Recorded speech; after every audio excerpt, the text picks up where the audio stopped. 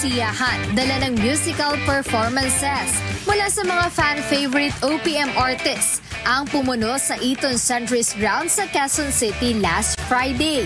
Ngunit hindi lang ang mga artist ang bumida, kundi maging ang mga individual na napiling maging benepisyaryo ng Wish 1075 sa pagdiriwang nito ng ika-11 anibersaryo. Kasabay ng selebrasyon ng nag-iisang FM radio station on wheels, nakatanggap ang bawat isang beneficiary ng 100,000 piso pandagdag sa kanilang panggastos medikal. Isa si Regine, 27 taong gulang mula sa Ilocos Norte sa napiling benepisyaryo. Na-diagnose siya na mayroong chronic kidney disease stage 5 o malubhang sakit sa bato. 2024 nang sumailalim siya sa kidney transplant at ang asawa niya mismo ang nag-donate ng bato. Ngunit hindi pa rito natapos dahil kinakailangan niyang magpa-check up buwan-buwan sa Maynila. Kaya hindi biro ang laki ng gastos sa pamasahe pa lang, maging sa laboratory test at kanyang buwanang gamot. Unang-unang sa lahat, masaya ako dahil isa ako sa napili na beneficiary ng Wish 1075 dahil malaking tulong po ito sa aking anti-rejection medicine and sa monthly laboratories ko po. Kung wala po ang mga GL ko, hindi ko po alam kung saan namin pupulot itong mga malalaking amount na ito.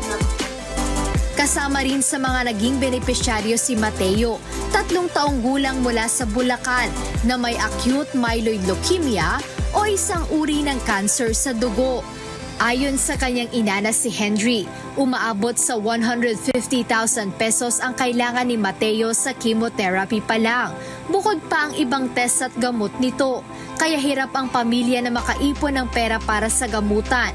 Dahil hindi na rin makapasok sa trabaho ang ama ni Mateo. Dala na rin ang pangangailangan na magsalitan sila ng kanyang misis sa pagbabantay kay Mateo sa ospital. Nag-iikot sila sa iba't ibang ahensya para makakuha ng guarantee letters. Ngunit hindi ito sapat dahil tuloy-tuloy ang kanilang gastusing medikal. Tulad nito, nakakatuwa kasi sa dami ng pwedeng makuhang mayroong mga nangangailangan. Eh, nasama pa yung pangalan ng anak ko. So, sobrang blessed na nabigyan kami ng ganito para pandagdag bayad sa hospital. Bukod kay Regine at baby Mateo, may 5 benepisyaryo pa ang nakatanggap ng tulong mula sa Wish 1075. Magkakaiba man ang kwento, ngunit lahat sila ay may malubhang karamdaman na kinakailangan ng malaking halaga para sa gamutan. Kaya't kahit anong halaga ng tulong ay malaking bagay na kanila na ring ipinagpapasalamat. 11 taon na ang lumipas, ngunit hindi rito natatapos ang lahat para sa Wish 1075.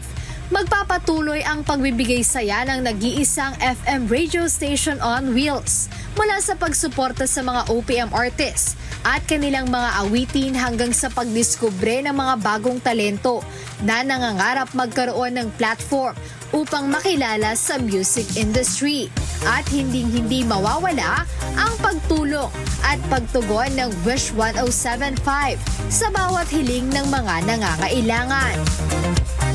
Kaya wishers, keep on wishing!